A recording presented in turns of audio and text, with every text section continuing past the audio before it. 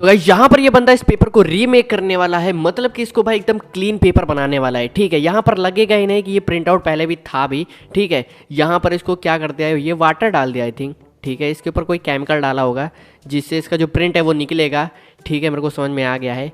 और गाइज ये कौन सा केमिकल यूज़ हुआ है मुझे कोई भी आइडिया नहीं लग रहा है। यहाँ पर इसको अच्छे से वॉश किया जा रहा है पेपर को।